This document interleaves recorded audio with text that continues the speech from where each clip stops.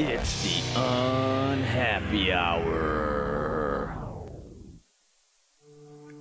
Broadcasting to you live from the Milky Way Galaxy, the solar system, planet Earth, North America, the United States of America, California, Los Angeles to be specific. Hello everybody and welcome to the Unhappy Hour. Yeah, we're a sports show. Yes, we cover the Cavs, the Indians, the Browns, the Buckeyes. Yes, I'm from Cleveland, and yes, we are the only Cleveland-centric, Los Angeles-based sports show that I'm currently aware of, and I want to thank each and every one of you for joining us, for listening over the past 4.5 years, and I'm just going to assume that most of you have subscribed to youtube.com/The New American Media, that you've checked out the homepage, thenewamericanmedia.com. On the right-hand side of that page is the TNAM radio button where you click play to listen live. Underneath that is our Facebook feed. We want you to sign up for that. Also, there's a private Facebook group. You can do a search for The Unhappy Hour Sports Show. And as long as we can verify that you are an Indians, Cavs, Browns, or Buckeye fan, we're going to let you in that group. And it's great. Breaking news, humor, memes. It's awesome. If you're into the sports that we're into, you're going to dig it. Also on Twitter, we're at American_media_. Special thanks to my brother Chris Engelman for that song called The Fall, under the name Elevated Tracks. He does a lot of our music here, so thank you, thank you, thank you. Tis the season to be thankful for certain things. And I recommend if you get the chance, go do something nice. Maybe even adopt a shelter pet, a cat or a dog. Why not? For the holidays.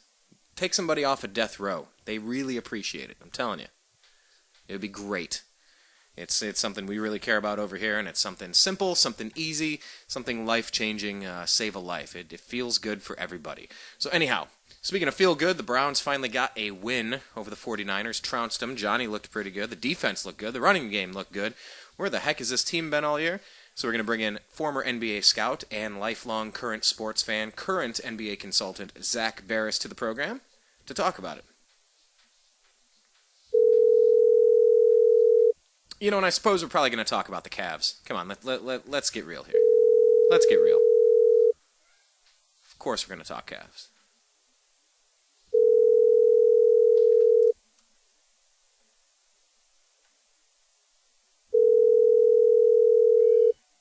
Well, in theory. Call has been forwarded to an automated voice messaging system. 2. It's going to be one of those days, huh? Well, that's all right. The Browns won. Oh, now Zach needs a couple of minutes. All right, well, let's go over some of the highlights then, shall we? I mean, the Cavs, they played Boston last night. Boston, sitting toward the top of the Eastern Conference. They're doing good, and we beat them. It took a really strong third quarter. Some of the storylines there, Jay Crowder definitely got a backhand from J.R. Smith. Kelly Olynyk ruined Kevin Love's season last year in the playoffs. It was pretty terrible. But, hey, we're looking forward, not backward. The Cavs got the win, thankfully, and Kyrie Irving, he's now saying that he's not going to return Thursday, tomorrow versus the Thunder. Cavs do have a lot of injuries, but Kyrie, they're just taking it real slow. And all the talk now in the NBA is talking about trades. Derrick Rose, what do you think? Should they do it? Dwight Howard? Dwight Howard. Jesus. Rockets expect him to become a free agent next year. Wow. Haven't seen that story before. I don't even know. Would he look good in a Cavs uniform? Trade him straight up for Tristan Thompson. It's actually interesting if a team would... come on. There's no team that's going to take on that contract. I know it. I don't know. J.R. Smith yesterday, no apology. He did not say he was sorry to Jay Crowder. Hey, what are you going to do? It was an ugly situation last year, let's just be honest. That Kelly Olynyk play had nothing to do with basketball. It was a total punk move, and it definitely hurt the Cavs' chances of winning the NBA Finals. Who knows how it would have turned out if Love was there. Kyrie Irving probably wouldn't have been in that spot. But come on, let's stop talking about it. Let's kind of look around the league. You know, I mean, we're what, at about the quarter way a fourth of the way through the season, Cavs are sitting there in first place in the East.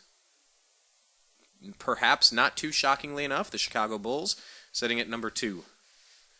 Pacers, Heat, Raptors, Hornets, Magic, Celtics. I did like what J.R. Smith said about the Golden State Warriors, though. He had a quote. He said, to be honest, I'm a little disappointed that the Warriors aren't going to be undefeated when we play them on Christmas. And I like that. You got the defending champs. They're tough. They're good. They're real good. 24-1. But to be the champ, you got to beat the champ. And I like that J.R. Smith wanted to be the one that knocked him out. And I was having a conversation with a buddy of mine, and he said the same exact thing. Oh, wouldn't it be great if they were undefeated and we gave them their first loss on Christmas on national TV as a potential rematch for next season. So in the West, you got the Warriors, Spurs a couple of games behind, Thunder, Clippers, Grizzlies, Mavericks, Rockets, Nuggets. On the outside, not too far back, Jazz, Suns, Blazers, Kings, T-Wolves. Just a couple games back. But it's interesting, if you look around the league, something has changed.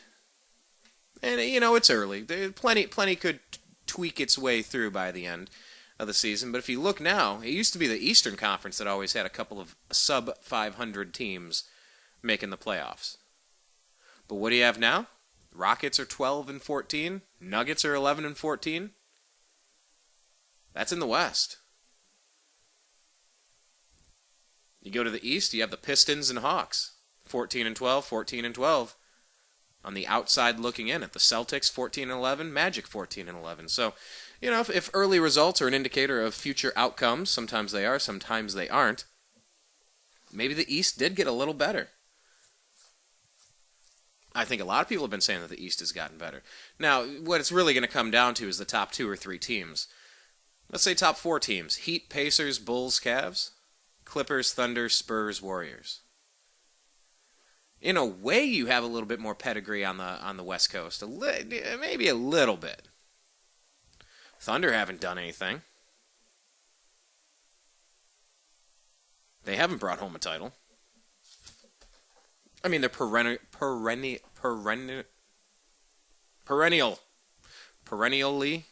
That is a weird word. Every year they're I'm just going to bail on that word. Every year they're contenders for the championship. You just wonder if they're going to be able to get one before Durant hits the free agent market. You just wonder. But you know what I don't wonder? I don't wonder about Zach. Because I do believe he's ready to go.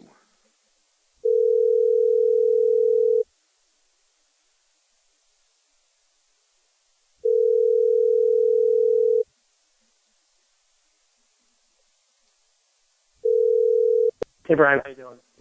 Doing great, Zach. How you doing, sir? I'm good. I'm all right. I'm just trying to recover from Vegas. Yeah. We've met up in Vegas before.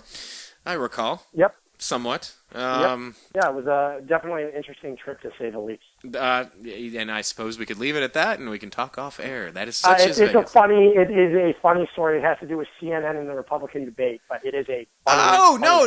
I got to hear it, because I think my next show that I'm doing this evening is about the debate. So I'm over at Omnia on Saturday night at a bachelor party. I leave at 3:30 in the morning. But you got to tell everybody, Omnia is a club over at Caesar's Palace. Okay. And so I'm leaving, just walking back, and I get into the building, and this black guy starts talking to me in the lobby and starts following me to the food court. Then, if you've ever stayed at the Venetian or in the Venezia Tower, you have to take an elevator up 10 floors, and then you have to walk again to another area of the Venezia lobby and then take up another elevator. So as I'm talking up, this black guy keeps talking to me. I see he has the CNN correspondence tag. I didn't know who it was.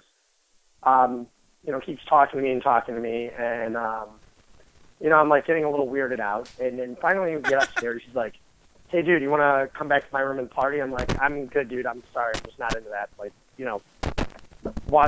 I'm started going to my room.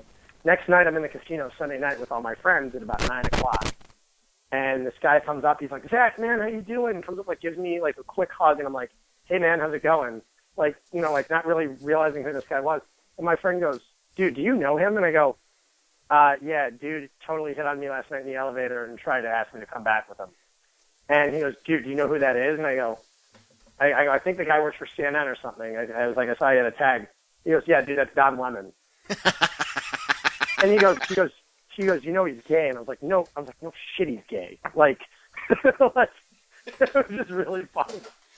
Don Lemon. Oh, man. Yes, I thought it was the funniest story, so I just figured I'd tell you guys on the air. Oh, I appreciate it. And you know why? Because we have Zak Baris Celebrity Watch segments. People always wondering who you're going to run into in the elevators, at which place. It's kind of awesome. Now we got Don Lemon Watch. I would say one of the more... I just thought it was a really funny story. I tell my dad the next day. I tell my dad the story. My dad goes, I'm pretty sure he's gay. And I was like, Dad. He's like, and my dad's like, oh, you know what? He came out in the air. And I was like, yeah, no duh. I was like, come on. He's like, that is funny. I mean, like, but all my friends are listening to me. They're like, how do you know Don Lemon? We go way back to last night. Way back. I was like, yeah, the dude tried to follow me back to the hotel room, like, and creep me out. So. Oh, that's funny. One of the more interesting things that I had happen to me, I suppose, if we're going to talk about getting hit on, Adrian Young, the drummer from No Doubt, kissed me on the cheek while holding a bottle of Crown Royal at an award show one time. That was an interesting moment. Got a picture of it too. Flattered, but not interested. Thank you, Adrian. Yeah, Appreciate exactly. That. That's I just couldn't stop laughing. I was at the situation. I was like thinking to myself, like suddenly all my friends were like, dude, do you know who that is? And I'm like, yeah, it's just some weird guy who works at CNN. And then I was like, I knew the guy looked familiar, but I couldn't peg from where. And like Saturday night, I was hammered. And then so Sunday night, I was completely sober at that point. And I was like just caught off guard. And he's like, hey, Zach, what's up? And I'm like, I told this guy my name. Like, I was just okay, a little weirded out, but it's good. I'm like thinking if I could have gotten a hit on by a CNN anchor, which would have been like Brooke Baldwin or someone, not a dude. But. Now, I think Brooke Baldwin, I think she's from, I think she went to Ohio State, didn't she? If I'm thinking of the right... I think she's from New Orleans or something. I think, or Boston. She's from Brooke Boston Baldwin. Who's the one that does the morning show? Is that who you're talking about? I'm trying to think if I have... I mean, it could have been Nancy Grace. I mean, no, I'm just joking. Oh, man. Okay, I almost threw up in my mouth a little bit. Thanks for that. Yeah, exactly. That was a joke. I can handle the Don Lemon story, but when you get to Nancy Grace... Yeah, exactly. How funny is that? I just thought it was really funny. Vegas, baby, Vegas. There's never a disappointing moment when you're in that city. And, I always feel like something funny happens to me when I get obliterated in Vegas. But this one, by far, I think was the funniest one yet, just because it was so awkward. And I'm just sitting there like, okay, I'm pretty sure, and all my friends were just like, what the hell? Well, he might have just wanted to party. You never know. Yeah, sure. Uh-huh. Yeah, it ain't your first rodeo. It ain't your first time in Vegas. You know when they give you that look, you go, okay. Anyhow, let's move along. Let's talk about another guy that likes to party in Vegas with rolled up $20 bills. How about Johnny Manziel? I kind of led off the program. So I'll talk about this one. So I bet on the game on Sunday in Vegas. I took the 49ers money line. He's like, oh, the Browns suck. They haven't won a game in December in 3 years. Well, what's going to cause them to win this Sunday? Well, of course, me betting against them, spending the $20 betting against them, I lost. Well, that's what you get. You're never supposed to bet on your hometown team. That's what people say. So I lost. Yeah. You know what? I was happy. Browns won. Manziel looked good other than one errant throw. He looked pretty damn good. I was pretty surprised. He also had that moment in the end zone that he kind of got bailed out on. It kind of should have been a safety, but they grabbed his face mask. Okay, so maybe 2 moments he got away with one there. But, yeah, Manziel, he's done a few things to impress people, except people are still wondering, can you really build a team around him? Is he really going to kind of turn it around? The offensive line has been better of late, too. And, Pro Football Focus actually just named Mitchell Schwartz and Joe Thomas to their Pro Bowl teams, so they're all pro teams. Mitchell Schwartz is having a phenomenal year. I think he's the 6th best tackle in the league overall. Wow. And the Browns have done nothing to re-sign him, and they're going to regret losing him in free agency. They're going to let guys like Deshaun Gibson go, Mitchell Schwartz. It's just disappointing to think that there's another wasted year because they're not going to go re-sign their own talent. And these are really talented guys. Well, why aren't they going after him? Do they think Cam Irving's the answer? Because he certainly isn't the answer. Cam Irving stinks. I would have cut his ass after last week. He stinks. Yeah, people are saying he's soft. That's one of the big. He's And he's soft. Apparently, the guy can't even bench 300 pounds. He's an offensive lineman. So well, but they also have him play in every different position. He's a center, he's a guard, he's a tackle, he's right side, he's left side.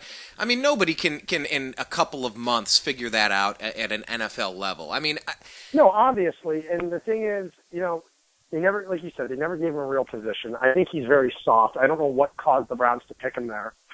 But you know what? They took him over a skill position player, something they surely lack.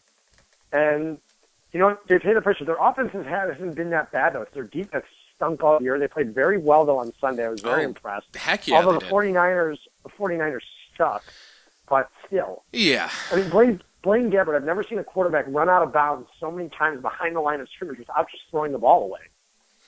Ever. He really doesn't want to get hit. I'm sitting there watching this game, and I go, I've never seen this before. Quarterbacks just chuck the ball away. Who's going to step out of bounds for a 5 or 6 yard loss when you could just throw the ball away? You're already out of the pocket. Just toss the ball. Yeah, what do we have? 9 sacks or something? Insane? 9, yeah. It was insane. Every other play was a sack. Oh, I mean, it was really fun to watch. Me being a defensive end back in high school, like that's a position I love. It's what just that blindside hit on the quarterback, getting a fumble recovery, a tackle for loss, disrupting. I love that, and to see the Browns do that, you just wonder. Really, were the 49ers that bad, or have the Browns gotten a little bit better and the Niners are that bad? I think the 49ers are bad, but obviously the Browns have been playing like crap. They've been the worst team in the NFL. The worst. This is a 49ers team who just beat Chicago a week earlier. Right. And the Bears don't stink. The Bears have had some unfortunate losses this season. They really have. They're not a bad football team. Well, you go back a week ago with Ertz. But I'm saying, if you look at Chicago, if you look at its kicker, like Robbie Gould has been one of the league's best kickers for the last 5 years in the league at least. And then you look at what he's done this season, he's cost them 3 or 4 games. Yeah. Easily. That team would be a playoff team if it wasn't for their kicker. That's crazy to think about. I mean, but if you go back throughout this season, I mean, that Ravens game come on, 33-27 on the kick six. I'd never heard of a kick six before. I mean, I know it happens. I was there. I saw it live from my own eyes. That's just sickening. And I was at the Charger game, 30-27. We lost on the last second field goal. 2 wins right there. This would be a 5-win team. You take those games. If you would have won that Raiders game, you'd already have 6 wins by now. And you'd be looking at a 6-7 team. And those are 3 games they should have easily won. Yeah. And I mean, when you think about it, though, they really haven't been. They weren't in that Jets game. There's a lot of games they haven't been in, though, either. Denver, they should have won 2. There you go. There's your 7th win right there. Yeah, Denver was a winnable game. The ones that we were totally blown out at the Rams, we lost 6-24. We had the Cardinals too. We had the Cardinals. We ran out of gas. The thing is, I think they just broke down. When losing affects you this late in the season, they break down. Players don't care as much. But this is a team, I think if they would have beaten Denver, the whole season would have been turned around had they been able to beat Denver. You might be right about that. You might be right. You wonder about the quarterback position, what would have happened in that case. Every season, you have these turning points in a season. Right. And I can go back and look on every season where they lost a game and it just affected the rest of the year. The Browns were 0-3 back in 2008. They then won a game. Then they go and clobber the Giants on Monday Night Football. They're 2-3. And then Phil Dawson goes and misses a 50-yard kick in D.C., which would have put the Browns at 3-3, misses the kick. And suddenly the Browns are down 2-4, and their season's shot. It's amazing how that happens. It's amazing to think about. There's 16 no way games. A 4-4 football team that's been playing good football and then loses their 9th game of the year, and they're 4-5, and then they just go on a losing streak because they realize their season's over. They're not going to be able to go 6-1 the rest of the year, and the season just tanks down the toilet, and these guys stop caring. So the Browns always have that breaking point. They've never been able to overcome it other than 2007. Yeah, and even in 2007, we were a game out of the playoffs. We just missed it. They missed the playoffs, but by percentage they never had points. that late season collapse. They had one bad game at the end, but they never really ever had that late season collapse. They were still winning games in December. I believe they went 3-1, if I'm not mistaken. Yeah, what was that? A loss against the Bills? That the one that really hurt us? I'm trying to remember back to that year. It was against Cincinnati where Anderson threw 4 picks. Ah, okay. I think they were all in the first half too, and it was just terrible. And they almost came back and they almost won it. It's crazy to think about. But every year at the Browns they have that turning point. This year they're 2-3. You beat Denver, okay, you're back in it. You're 3-3. You're certainly back in this playoff race. Right. You've had a couple of bad games and you're going to beat Denver. And what do? You blow it. You didn't beat them. Yeah, that one really hurt us, losing to them in overtime. It was a really tough one. Something else that we lost, not necessarily a game, but a player, Joe Hayden, now with a couple of Hayden concussions. Was terrible all season. He was concussion. I don't know what's going on with him. I mean, I don't even. You when a guy sits out all year because of concussion, you seriously wonder yourself, is he ever going to play again? Well, okay, so let's break it down. There have been stories, and I won't necessarily repeat the rumors, but there have been accusations and rumors going around about Joe Hayden being involved in some sort of extracurricular activity that could end up getting him trapped in a snare and really messing up his life. We'll see if there's any validity to that. That's been happening lately. Well, it's an ongoing storyline that you're hearing more and more about. A lot of chatter, as they say in the terrorism world. I haven't heard anything. I don't even know. Yeah, it's wrapped up in some sort of legal thing and something that he shouldn't have been doing, and he might end up in a whole heap of trouble. We'll see if any of that's true.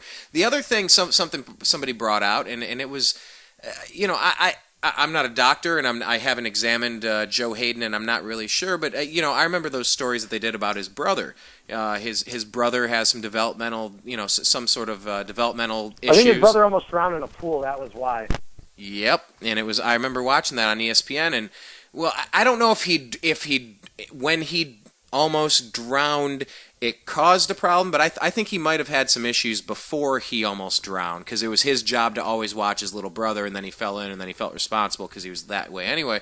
And people are wondering if there's some sort of family connection, and it's freaking him out, where, the movie Concussion coming out with Will Smith, and more information about the chronic traumatic encephalopathy, and people wondering if you play football too long, are you going to end up unable to communicate and just not really functioning in society. And, who knows what's happening with Joe. I mean, I wish him the best. I'm praying for him. He sucked this year as a player, but he's always been a good guy, and I hate to see it happen. Brian, text me what you've heard, so I'm just very curious. Oh, it's a weird one. Yeah, text it to me. Please, okay, yeah, right and like I said, I don't want to talk about it on air, but I won't talk about it on air. I just want to know what it is, so just text it to me. All right. Well, I'm concerned about Joe Hayden. Obviously, people giving Ray Farmer a whole bunch of grief over his draft picks, maybe rightfully so. But we'll see how Johnny Manziel turns out. Who knows? Maybe it's just you got to piss away 2-3 years until the guy matures, and then you're actually going to have a really badass quarterback. Who knows?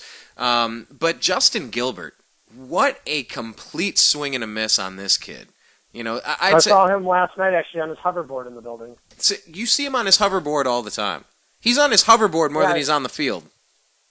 Yep. Oh, my God.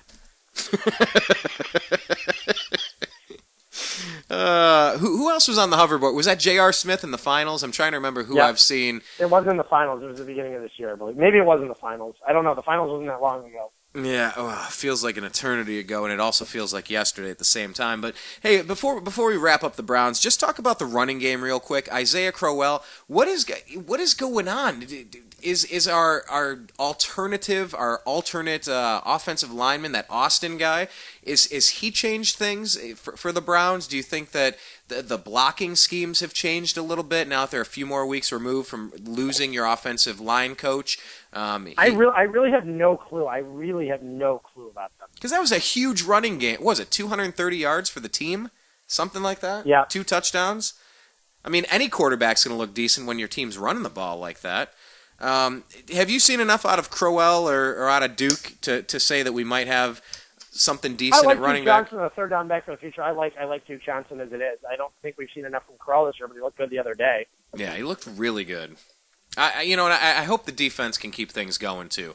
Like that we have spent more as a percentage on defensive players, more defensive contracts than any other team in the NFL, and we've had just about the very worst, if not the complete worst. Ray Farmer has tried to put his own stamp on the team, and what drives me nuts is that he got rid of a lot of talent.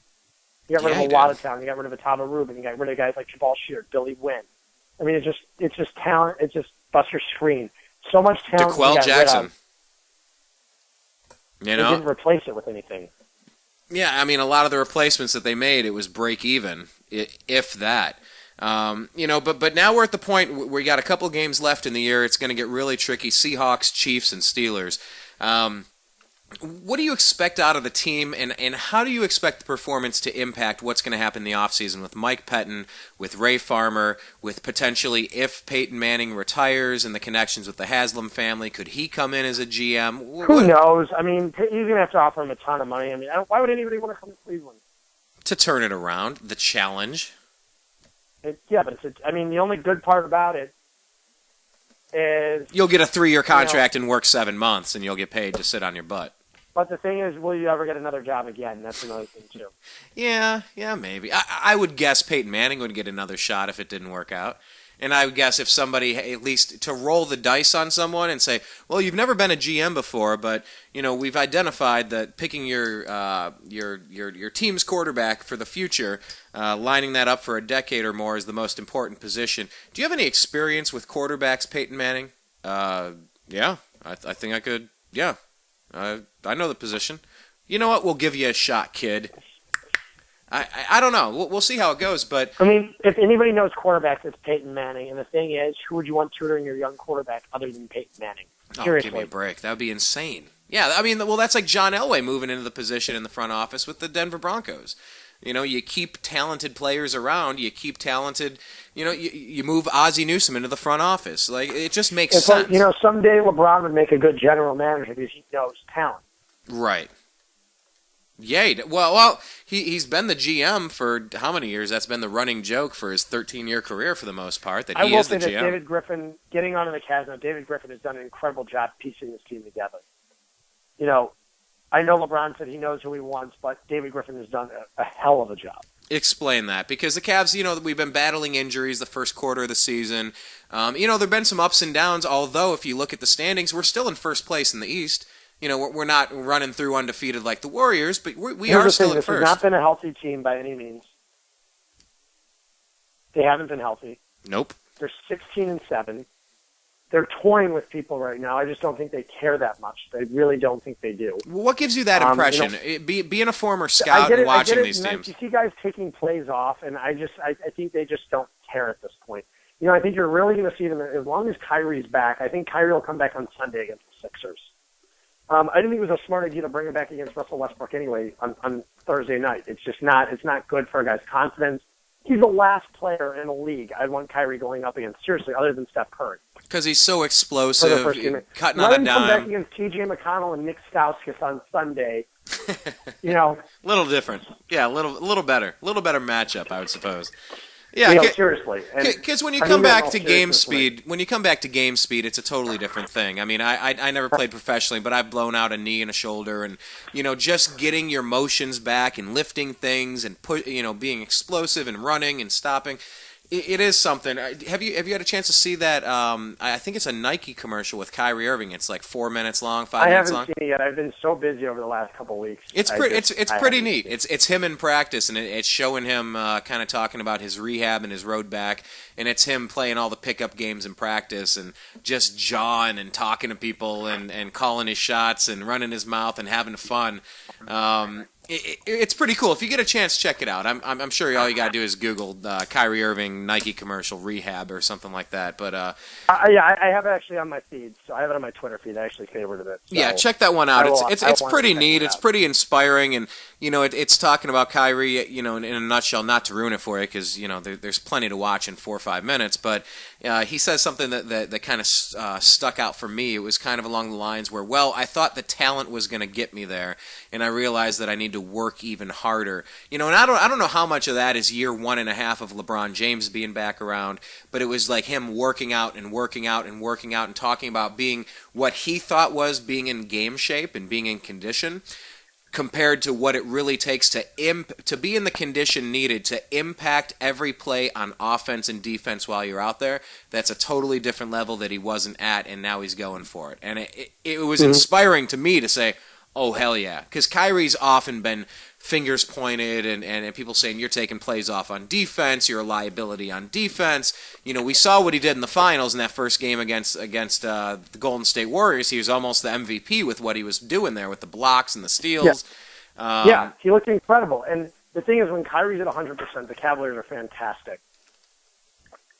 Don't forget how much depth they have. You have you can tell Kevin Love and LeBron look very comfortable with each other this year. Where last year, Kevin Love was an afterthought at some point. And, now you're really starting to sit there and going, okay, I can enjoy this trade. I don't have to sit there anymore and say, Cavaliers would be better off with Wiggins, because they sure as hell wouldn't be. Trust me, there's a reason why the Timberwolves have only won 9 games. And why is that? Because you were one of the biggest Andrew Wiggins fans coming out. I'm a big Andrew Wiggins fan, but don't forget how long it takes for a guy to develop in the NBA. How long what is the average, would you say, for the average player? For the average player, don't forget, guys don't reach their peak. Usually, LeBron reached his peak 4, in year 5? 8. His first year in Miami, 8. LeBron really reaches peak in year 5 or 6. And that's what these guys don't forget. A lot of these guys are coming to the league at 19 years old. Right. So they don't reach their peak until they're 24, 25, 26. And so, the thing is, LeBron's window is not in 5 years from now. LeBron's going to be 35. His window is right the F now. Which is why you're sacrificing yourself from winning a championship if you would have kept Andrew Wiggins. That's what I've been saying all along. The Cavaliers, Wiggins made a lot of mistakes last year. He was a rookie. Rookies don't usually, and then very few rookies contribute positively in the league. Very few. Yeah.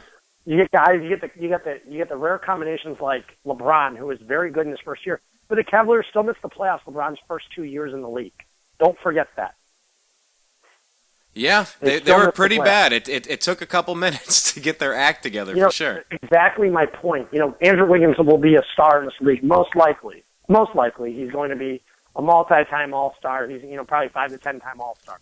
Most likely. Karl Anthony Towns is the better player of the two of them. You gave me a cornerstone to build around. If you said Karl Anthony Towns or Andrew Wiggins, I'd tell you Karl Anthony Towns any day. Take him 10 out of 10 times. And why is that? Because you were so high on him. I like Andrew Wiggins a lot. I think Andrew Wiggins is going to be a top 10 player in this league eventually. But it takes years and years to get there.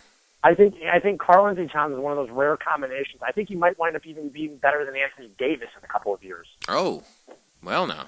That's how good he is. Okay. Well, that's how good Karl Anthony Towns is. That's what I'm saying, is I think he's that good. Let me ask you, you're talking about Karl Anthony Towns, but let me go back for a second to Andrew Wiggins. what you've seen out of Kevin Love, checking out his stats, he's a little bit better in almost every single area. He's more efficient. He seems more comfortable. He seems like he's having more fun. Look at the ball movement in between he and LeBron. Last year, he was missing on all the outlet passes. They weren't in sync. LeBron was sitting there trying to just kick him out the ball. He just never fit in last year. He just didn't. Yeah. And this year, you just look at him and you're like, wow, this is a guy who wants to be here. There's no speculation that he's sitting here and leaving anymore. Don't forget, he's locked in. I was one of the few people last year that said Kevin Love was staying in Cleveland. I was 100% sure of it, and you know that. I do. Of him leaving, and I told you that. I do, and I was kind of like I was with LeBron coming back, which was very rare. I was at a 90.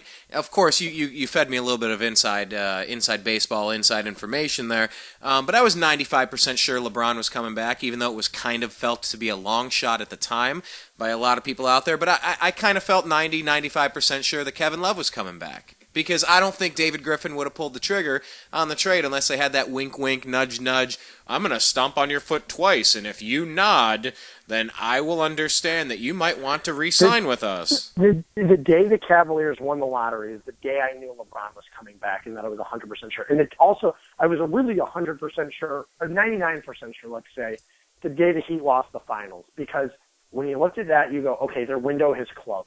They can't do anything more with their current roster. They're cap strapped. They can't do anything with their current roster the way it's structured right now. Right. They're locked in. By improving this team. All they are now is a year older than they were a year ago. And they're not going to beat San Antonio. They're not going to beat the next best team. We didn't know it was going to be Golden State. Everybody thought, what San Antonio ran over them in the finals. Yeah. LeBron knew his time there was done. It was over. It really was, and I was on vacation at the time. I was house sitting out in the Palm Desert. Really nice area, really nice house. It was a really great week. But I remember sitting there in the evening. It was crazy. We'd get up and work in the very early parts of the morning, and then around 2 o'clock in the afternoon, just jump in the pool for about 5 hours, have a couple cocktails, and then it was game time. And it was beautiful watching the Heat lose like that. Little did I know how much of an impact that was going to have. I was in Miami and I was in San Antonio. It was funny during the finals. It was just funny watching, and but it was at that point when I finally realized when LeBron was just gassed. He said, he's thinking, okay, I have to do too much. There's no way, I've got what I've accomplished in Miami. I cannot win another championship here. I'm going to go restructure my legacy in Cleveland and win a championship there. It might not happen this year. LeBron even didn't make any promises. When he went to Miami the first time, he was cocky as can be. Not 6, not 7, not 8. He knew he was with two of the top 10 players in the NBA. He was with arguably the second or third best player in Dwayne Wade, and he was with the top 15 player in Chris Bosh. Right. Maybe even top 10. And he realized after his first year that he didn't have enough talent. It takes time to get those guys. You can't clear the whole cap in 1 year and be able to get all those. You realize guys like Mike Miller. You realize guys like Sean Marion, Brendan Haywood. Ray They Allen. were just there as fillers last year, and then you brought more talent. Look at yeah. the way Dellavedova's developed. Okay, number one, look how good Dellavedova's been. Can we call him? Can we call him Develop-A-Dova from now on? I was sitting in this morning in this local juice shop that I go to downtown. I'm sorry, a local what? It's a juice shop, like smoothies, juice, like a pressed juice place. Oh, I thought you said. Are you Jewish? I thought you said a Jew shop. I did juice. Okay. Because I thought you said a Jew shop. I'm like, what's a local Jew shop? I'm totally disconnected from that culture. Is it a yarmulke store? Well, Brian, you know us. You know how we are. We have our own shops. What is it? No Philistines allowed? I don't know. Whatever you call it. Anyway, go ahead. No. So I'm talking with the owner this morning, and I see his phone ring, and it goes Matt Deli. And I look at my buddy, and I go, look who's calling. He's like calling his phone. But no, he's had an unbelievable year, though. I mean, he really has capitalized on his performance last year in the finals. He's going to wind up getting some decent money next season. He really is. Is he going to stay with the Cavs? Yeah. I don't. I think the Cavaliers will wind up offering. I think they realize how valuable he is. Well, then maybe we should lock him in for a contract extension because he only has $1 million right now, right? What you got with Deli last year is if you can get. Deli's not a guy that's going to be playing 40 minutes a night. You don't want him playing 40 minutes a night. He can do it a couple times a year. And when he did it, he was damn good in games 2 and 3 last year. And then he just got himself. He was exhausted. Yep. He's physically, his play style, his style of play, he's not nearly as talented as a Kyrie Irving. There's no chance. Or even a Mo Williams? Where would you compare him with Mo? But he's such a good defender, though, and he and Mo are totally opposite players. Mo's a swift, finesse offensive player. Deli is more of that rough-it-up, tough guy, who's one of those guys who you just, like, when you go against a guy in high school, you want to kick his ass for defending you like that. He's the Kirk Heinrich that wears the goggles. Yeah, we've talked about it. And we all know that guy from the rec center that wears the goggles and the elbow pads and the shin pads. And you're like, come on, man, we're just playing some pickup ball. The hell out of you. Uh-huh. And it just makes you hate playing basketball. I mean, I had that when I was in school. I don't want to out the couple of guys, but I know a few I want to mention right now. I'm not going to, but Exactly. We know those guys. When you got him and when he was able to shut down Curry last year, points, if I'm Golden State, I might not see that look next week on Christmas Day from the Cavaliers. I don't know what the Cavs are going to show them. But I will tell you this. With Kevin Love playing center, you have a matchup for Draymond Green and pulled Bogut out of the game. You took Golden State off their edge last year when you were healthy at one point in the finals. When you were playing Tristan at center, forced them to go small. And then the Cavaliers just got 2 beat up and they were having to rely on Mozgov at the offensive end just to dominate.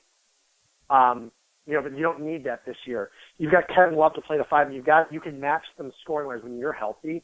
What is stopping the Cavs from going after Golden State? When you've got Kyrie, LeBron, and Love, there's nothing stopping you.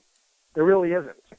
So the Cavaliers match up very well against Golden State. I don't know if Christmas Day is going to be an actual showing of what they can do. But we witnessed in Cleveland last year when the Cavaliers whooped their asses late in the season. I think it was in March last year, just for April, whooped Golden State's asses in Cleveland on their home court and took them and said, basically, this is what we did to you. We are the better team when we're healthy than you. We're healthier. When we're healthier, we're better than you. Well, and that is a point of contention from UFC as MMA. Corey's like, come on, Delhi shut down Curry, come on. And I'm like, no, man. And I pulled up the stats. I'm like, game 2 and 3. Curry was at points in games 2 and 3 in the finals. It was terrible. Yeah.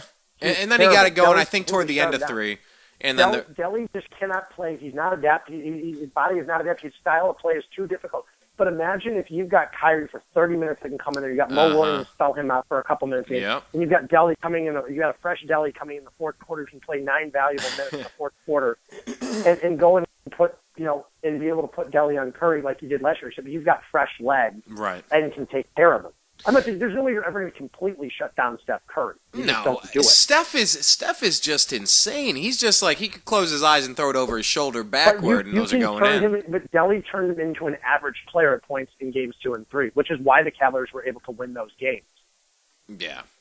We'll see how it pushes through and how it goes in a series, and I think that's so important. Why, with the depth and with the injury history of Kyrie Irving, having Kyrie and Mo Williams and Dellavedova, that's a three-headed monster that can come out and at don't you. forget you have Shump Jr. And don't forget how the Cavaliers took that series to six games last year. Okay, with LeBron and a whole bunch of nothing. Without Kevin Love, without Kyrie Irving. Okay.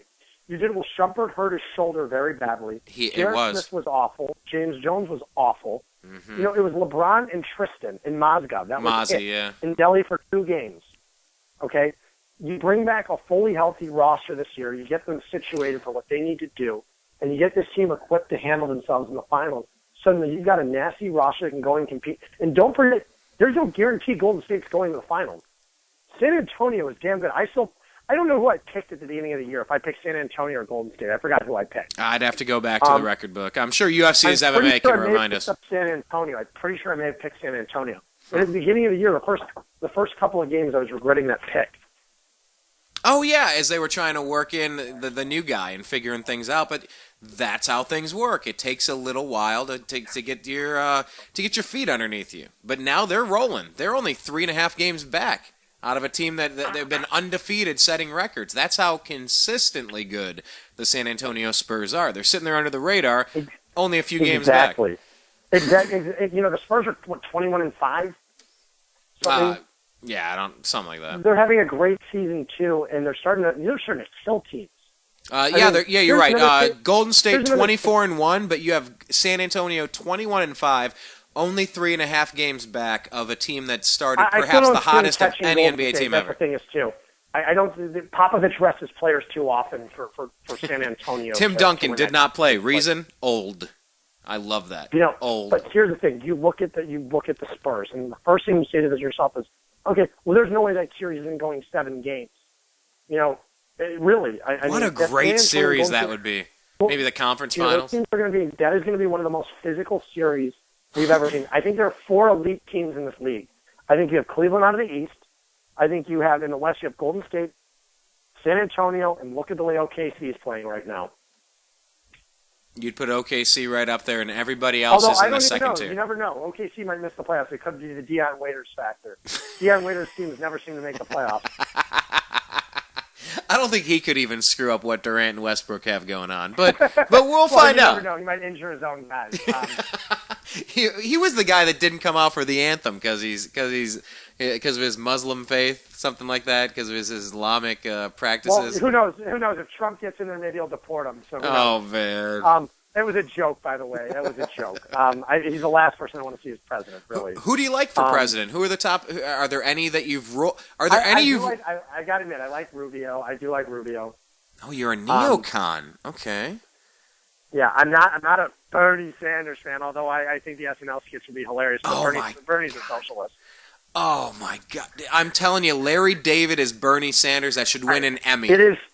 The first time I ever heard I heard Bernie Sanders talk. I thought I was listening to a Larry David sketch. I didn't connect it. I was like, "Is this Larry?" I didn't connect it until I saw it on SNL, and my jaw dropped, and I went, "This is a grand slam." I ever heard him talk, and everybody's sitting there tweeting about it too. I said, "This guy sounds just like Larry David." It's the Steinbrenner, and I'm the one who knows every Steinbrenner line from that show. It's just, we had Billy Martin, Billy Martin. You know what? If I wouldn't get flagged by YouTube like I always do, almost every time I play a clip from anything, even though I've disputed several of them as fair use clip usages. No, there's a hilarious one where it's Costanza talking to Steinbrenner, but it's Bernie Sanders, because it's always the back of Steinbrenner and his desk in the office, and George looks like this little tiny creature, this little rat, and it's so funny. It's all Bernie Sanders stuff. I can just see Bernie Sanders. Why don't we put all the clothes in pizza oven? Pizza oven. Oh man, no. All I can think is the calzone episode, and when George goes, Steinbrenner's like, where's the smell coming from? He's like, they were in a pizza oven. He goes, that's it. We're getting Jerry. You're gonna put all the clothes in a game. We're gonna put them in a giant pizza oven before every game. Man, I love the one, and I loved most of those seasons of Seinfeld, by the way. I thought it was just some of the best writing and acting you'll see. And if you haven't seen Kramer's Outtakes, I was watching that the other night. If you want to see something funny, look at Kramer's Outtakes, where he's so funny in his scene, he cracks the other cast members up, and he has to redo the scene over and over because he's too funny and they can't keep it deadpan. I loved when George built like that little fort in that little hiding space where he could sleep under his desk. Oh, and George is missing. Just get it done. Well, what other candidates have you ruled out, by the way? I know you're considering Rubio. That's the only one I heard positive. Who have you completely ruled out? I like Kasich a lot. I do. I like John Kasich. No. Tell me the ones you dislike. Give me the ones you just. I do not. I don't like Hillary Clinton. I don't like Bernie Sanders. I do not like, and it's not because I'm a hardcore Republican. I'm not by any means. But I also, I do not like Donald Trump. I think Donald Trump I think he's just a fake. I really do. And I think he just says what people want to hear, and this is what a bunch of people want to hear. He's never going to be able to execute any of these plans. They'll never pass through Congress. Ever. Well, you sound like a lot of my guests that I bring on my Agree to Disagree show. Even the GOP is announcing Donald Trump. I mean, if you can't even win the support of your own party, then you're screwed. I don't even. Here's the problem. Even if he goes and wins all this shit, I still can't see them nominating him. Yeah, that's going to be in Cleveland, by the way. I might be back home for that. I don't know if you're going to be around or not, but maybe. I will probably be around. I might put my apartment up for lease for $40,000 a month, but. Oh. I have some people in my building who got $12,000 for the week. My apartment is triple the size of theirs and way nicer. If I could probably get about 30 sometimes. Or you could just make it the Midwest headquarters of the New American Media, fool. Come on. What are we thinking? There's plenty of other places I can. What I'm going to do is I'm going to wind up leasing another apartment by then. So I'm going to keep this one and then lease another one. So there's going to be another one. And there's not enough places to stay in downtown Cleveland. They've Brian, built a few. There's also I can go and stay at my mom's house. My mom has a nice house, so I can go and stay there. Bath, I believe, or Orange. That's right. No, it's not in Bath. Pepper Pike. Why'd I say Orange? It was. Did you go to Orange? Well, no, it was Orange. My mom just moved to Pepper Pike. Oh, okay, gotcha. So who else have you ruled out? You ruled Trump out. You ruled Hillary and Bernie out. I will say I've ruled Hillary and Bernie out. I don't like Rand Paul very much. Okay. I mean, I'm still trying to see what candidates I like. I think Ben Carson's starting to say some stupid things, and I don't think he has the experience. I think Ben's a little boring. I did like Jeb Bush. I think Jeb is just really boring. I think he cost himself the election. I think Rubio's starting to gain a lot of momentum, and Ted Cruz came from out of nowhere. Yeah. So he really came out of nowhere. I mean, Ted Cruz was a backseat a couple months ago. During the first debate in Cleveland, you're like, all I could think of was the pizza face from All That. That kid from All That. Not the pizza face, the other kid. If you ever watched All That back in the day in the 90s, that was all I could think of. Yeah, someone said what did I see? They remind him of Count Chocula. And I could see that. Like Count Chocula. Looks like a white version of Count Chocula. Yeah, I could see a little bit of Count Chocula there. No, I've ruled out a few people. Definitely Hillary and Bernie. Definitely Jeb. Definitely Kasich. Bernie Sanders. Who else have I ruled out? I've ruled out Christie. I've ruled out, Jeb, Kasich. Who else have I ruled out? I like Kasich, but he's not going to win the election. He's so far back. He is one of my least favorite in there. I hate it because he's from Ohio, but I'd much rather see a Mike Huckabee up on the main stage and Kasich at the kiddie table. Oh, God. I know. Hey, I've interviewed the guy. I like the guy. He makes a lot of sense until he gets way too socially conservative. But hey, that's okay. He's such a bigot. He's too far. Hey, he's not in my top 5. I'm just saying. People I thought Carly Fiorina. I think every time she talks, you know what? I think she's very good. I think she's a gamer. What do they call it? A mudder? In racing, in horse racing, when it gets muddy. Watch the season of South Park. This season with PC Principal, I watched a few. Yes. Okay. Well, it's funny because if Garrison basically is Donald Trump, going, build a wall, do all this. Oh man, I'm so far behind. And every time the other candidate even makes a comment, you're a whore, you're an ugly whore. It's always something. That's exactly what Donald Trump did. And, oh man. And I just can't stop wondering. He's like, this is Donald Trump. This is exactly what Trump does. I would say maybe my top, my in my upper echelon, it might be. I'm trying to think in order. I don't want to leave people out because I still have to do my debate show. In the top group, I have Ted Cruz, Trump, Rand, Carly. I'm trying to think. I'll tell you what. I'm not really loving any of them. I just know, I've ruled out no more Clinton, no more Bush, no more oligarchs running this country. I'm okay with kicking these ruling families out. I'm okay with that. I'm okay with that too. I mean, I want to see a fresh face in there. I mean, I think, we have a lot of problems right now with this country. A lot of issues need to be solved. You can look at it from two angles, and you can take an extreme view from either point. You really can. And, that's the problem. I look at this from two different ways, and one, like part of me wants gun control. I really do, because of all the incidents which have happened. But on the other hand, I just believe in. I don't even know if it's gun control. It's definitely it's harder background checks and more screening. I don't believe anybody should be able to get a gun. If you've dealt with psychosis in your life, you should not be able to own a gun. That's what I'm getting at. And how do you define psychosis? Are you allowed to go see a therapist? Because I have a psychology degree, so I'm curious if you're allowed to see a therapist or not. In order to buy a gun, you should have to go under a mental evaluation. Do you have to? Should you have to go under a mental? There are so many nut jobs in this country buying guns, doing stupid things. I mean, there's at what point do you cap it? That's the question. There's a reason why I'm not in politics. I hate politics. Should you go under a mental evaluation to use your First Amendment rights? But at the same time, should an insane person be having a gun? No. I'm just saying, though, to exercise your First Amendment, like I can say what I want and worship whatever God I want, should you undergo an evaluation to make sure you're not going to become radicalized first, to make sure that you actually have well thought out ideas? Again, with these with radical Islam going out there right now and everything, neo-Nazis, anything. These guys shooting up, just anything. The movie theater shooter in Colorado, that one hit close to home because I lost a friend in that shooting. Oh. So yeah. What I'm getting at is I lost a close friend in that shooting who was on the cover of People magazine who I went to college with, and I went on my spring break trip with my senior year of college. Oh, man. So it hits close to home. See, and I wish your buddy would have been armed so he could have shot back. And that's what I think.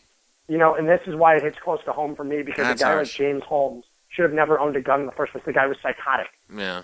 He should have never owned a gun. A guy like that should not be able to own a gun. It gets tricky, though, because like they're saying now, if you're on a no-fly list, you shouldn't have a gun. Okay, well, yes, in theory, that sounds great, but who determines these secret no-fly lists? And what if we get put on this list erroneously?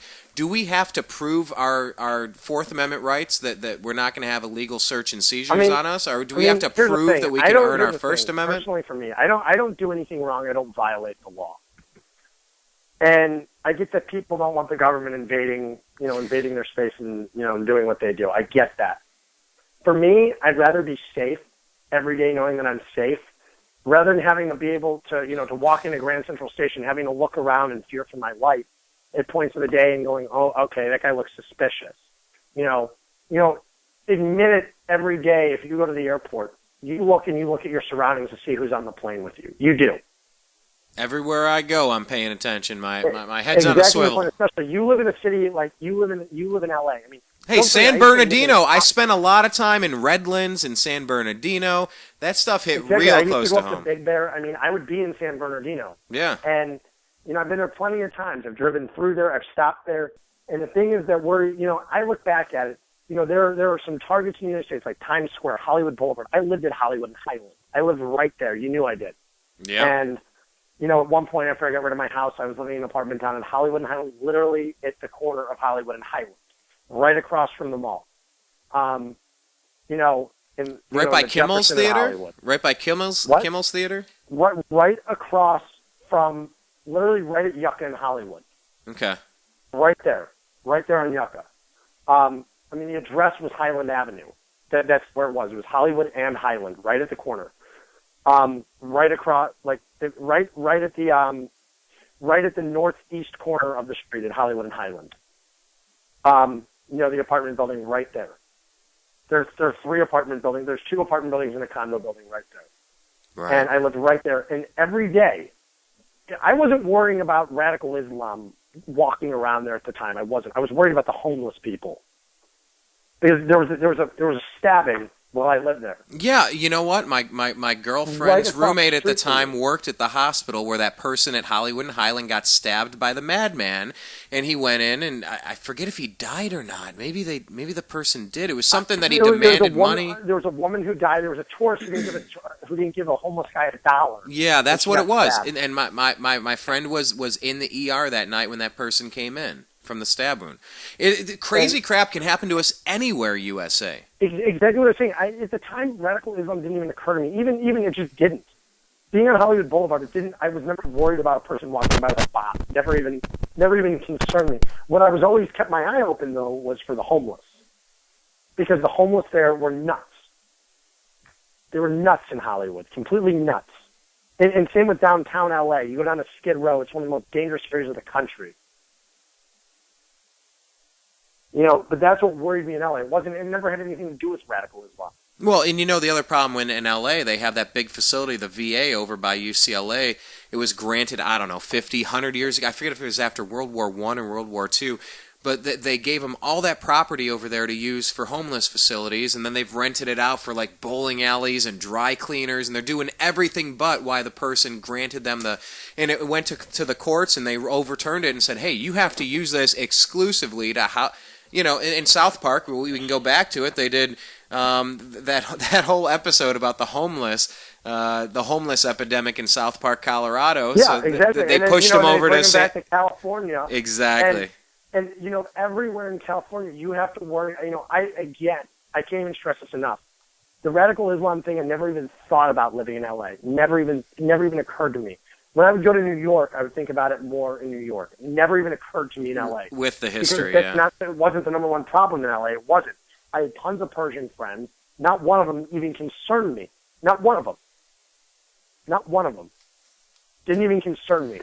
Well, when you dig deeper on this stuff, and maybe we'll have to bring you into an agree to disagree show when we cover politics more exclusively, but, when you get into the actual funding of ISIS and the fact that John McCain and Barack Obama are behind funding these guys as a proxy war against Iran and against Syria so that we could also go against Putin, it's this horrible game of chess. It's a game of Risk and chess, and it's this disgusting little orgy where you can't even keep track of things. What's happened with Reagan in Afghanistan in the 80s, when you arm a bunch of guerrillas, and then you stop helping them, they take their action.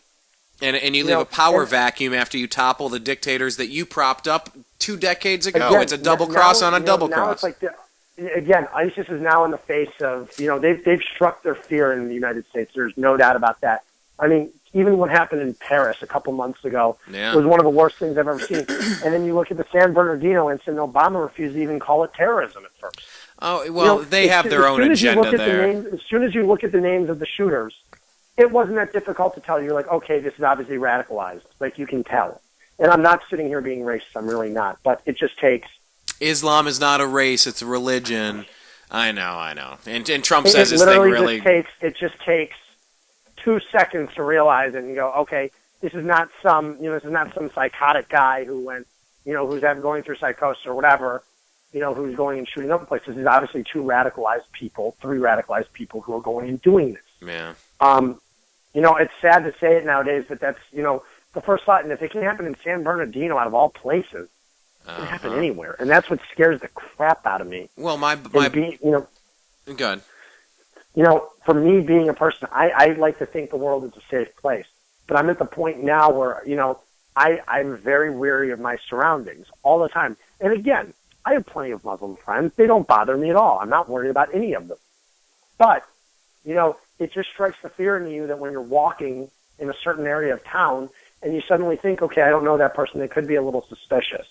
You start to think, and it just makes you worry. And ISIS has definitely struck their fear into people because people are more weary now, and they look at their surroundings more, and it scares them a little bit. Well, my friend, personally, good. Personally, for me, when I go to New York, I don't go to Times Square, not because I'm worried about something happening, because I hate Times Square. Yeah.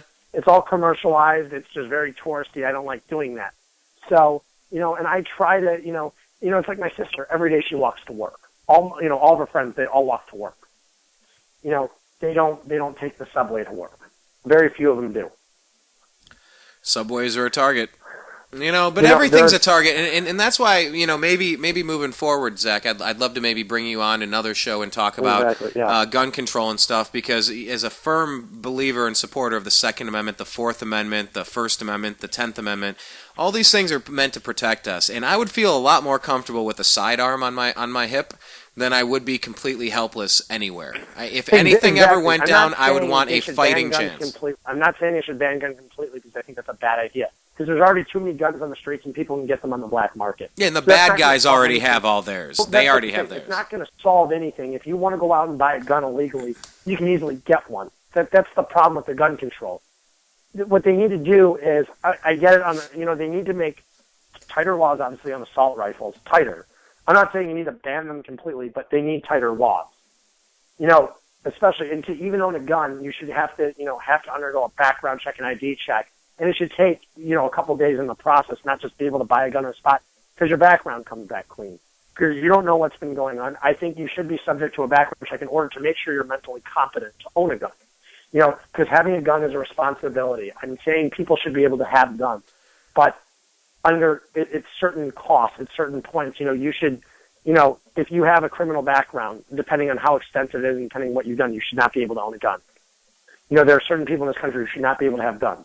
It just is what it is. See, and what worries me about that component, though, is that it's a slippery slope in who gets to be judge, jury, and executioner of who's worthy or not. We saw what the Obama administration did with the IRS.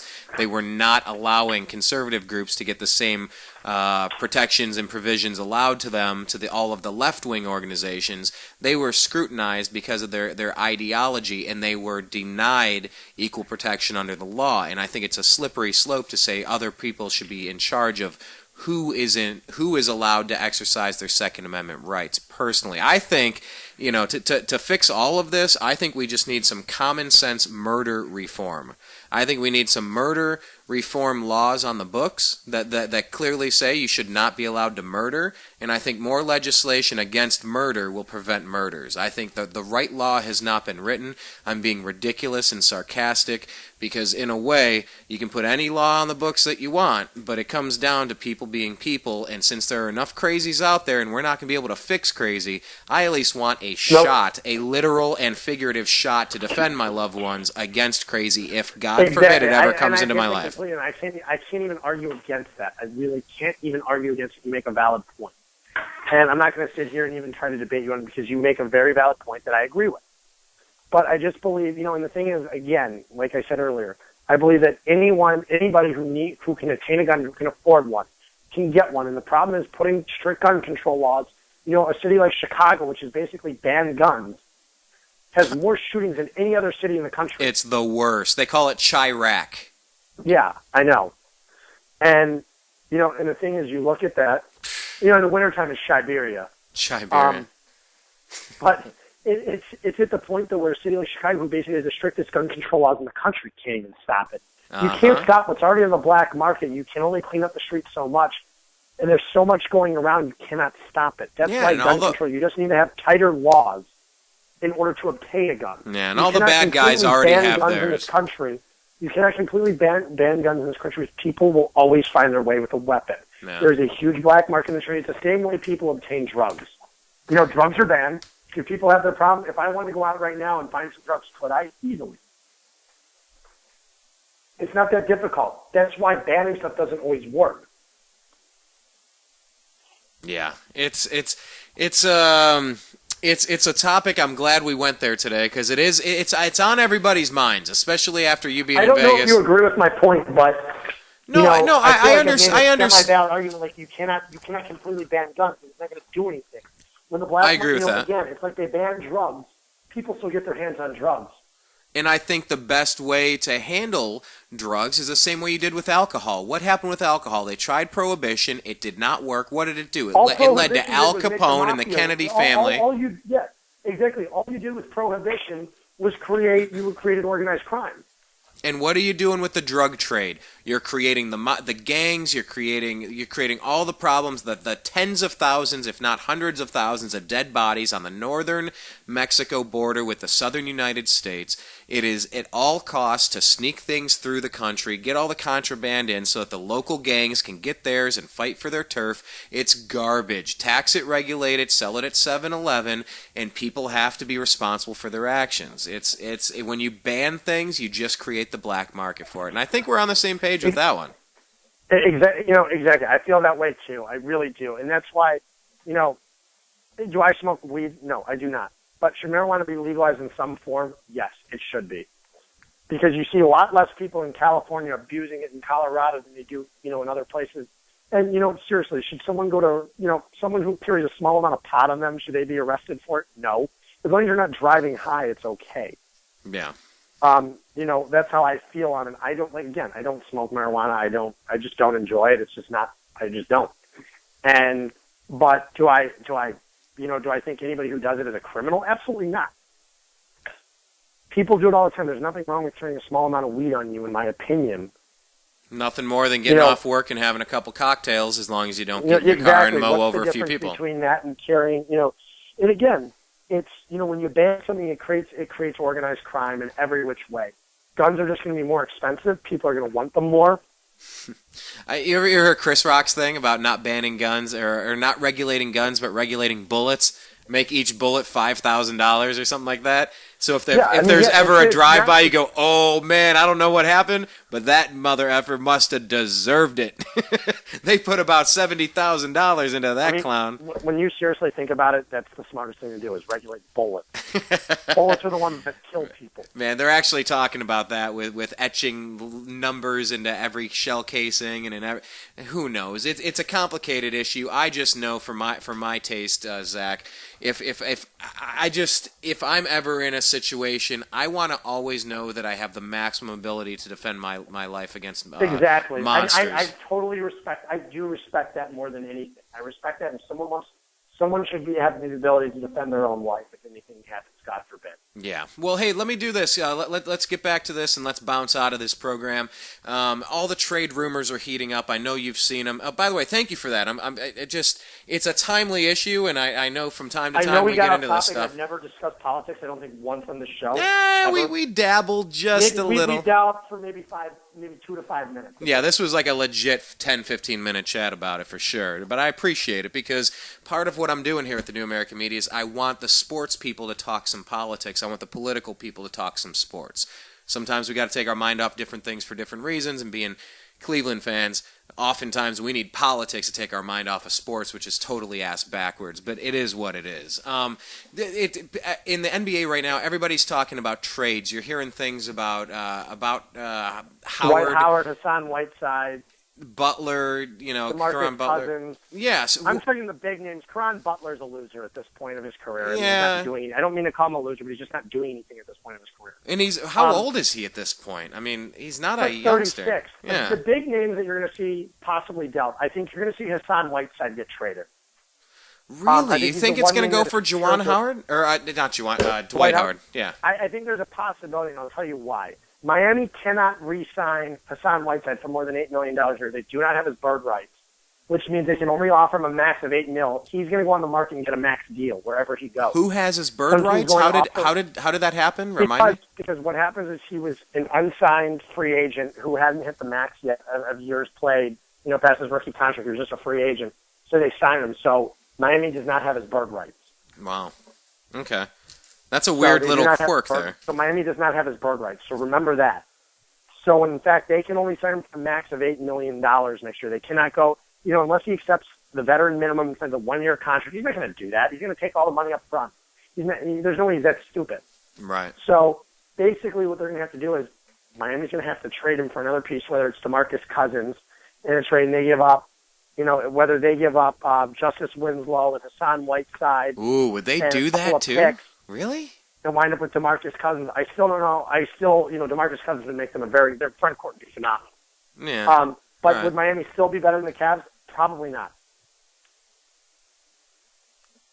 Yeah. To consider if Miami's bringing a big four in, if they want to, I don't know. I mean, Hassan White. So nobody's going to have his rights, or anybody? He'll be a free agent, No, and then just- anybody can sign him to the Miami max. does not have his rights. I don't know. I don't think anybody would have his rights. So So but the he thing can't. is, you're Houston right now, Yeah. and the Dwight Howard situation is not working out anymore. I mean, It doesn't work you're not gonna win anywhere he goes. You can't beat Golden State. You can't beat San Antonio. You're not going to beat Oklahoma City. At best, you're the fourth best team in the West, and they're playing like they're the 10th or 11th best team in the West. Jeez. So Dwight Howard is not clicking there. You know, Houston, and it was not Kevin McHale's fault. Kevin McHale got a raw deal there this year. He's a great coach. He really is. He did a great job with them. They should bring him back to the Celtics or the T-Wolves or something. I mean, we'll see. I mean, he might need a year off. Just give him the rest of the year off. You know, he dealt with his daughter passing away a year ago. It's been, I think it's probably been a little rough for him. Ah, okay. But he's a great coach, and he put up with some BS he shouldn't have had to deal with. With the Rockets this year. But something needed to change in Houston. It wasn't his fault, but someone takes the blame. Right. Someone always takes the blame. I think they'll see Dwight Howard dealt at some point. I tend to think it might be for Hassan Whiteside. Interesting. I think there are a couple teams. that are going to be in the market for a big guy this year. I think you're going to see Boston because they're loaded with picks. Boston is loaded with picks, and they do not have an elite player to build around. Isaiah Thomas comes off the bench. Marcus Smart hasn't proven to the point where he's an elite player. He's going to be a good player, but I don't know about elite. So right there, Boston's definitely a candidate right there. You look at other teams, Miami again with Hassan Whiteside, Houston, Sacramento. LA really doesn't have anything to give up. Trade Kobe. Not a chance. LA really doesn't have anything to give up. I think you could see Milwaukee at some point because what's going on in Milwaukee right now, trading Brandon Knight was a huge mistake last year, and Michael Carter-Williams isn't clicking, and Greg Monroe really doesn't seem to be clicking with them either. It doesn't make any sense to me how Milwaukee is this bad. How they're 10-16 doesn't make sense. They play the Cavs tough. That's all I took away from this season. They have their good nights. They beat Golden State by 13. That's why it doesn't make any sense to me. Some nights they look like the best team in the league. Other nights they look like the worst team in the league. Yeah, go figure. Well, how much longer do we have before the trade? When is the trade deadline? The deadline's not for a couple of months. But man, all of it's really ramping up right now, and it's only a quarter of the way through the season. It's interesting to see it kind of playing out. Do you think the Cavs are going to sit on the sidelines? Did we ever totally handle that Brendan Haywood thing, or do we still have that in our pocket? I tend to think they don't fill that. I just don't think they need anyone. I don't think there's any desperate need that's going to help them get somewhere. Yeah. I really don't. If they use the trade exception, I honestly will be surprised. I just don't think they need it. I don't think they're going to do anything with it, to tell you the truth, unless there's a significant injury, and then they'll do something.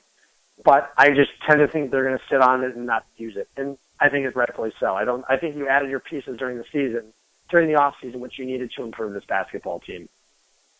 And they have definitely. Richard Jefferson's looking okay back there. Andy coming back, playing fewer and minutes. Mo Williams, yeah, obviously. Mo And Williams. Delly's a much better player than he was a year ago. Last year wasn't a sufficient backup point guard until the playoffs.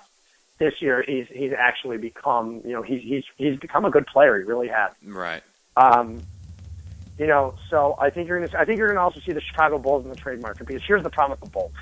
The Bulls are a good team. Are they great? No. Are they good enough to beat Cleveland? No. A healthy Cleveland? Definitely not. I don't care what anybody says. Derrick Rose, that situation is becoming a disaster in Chicago.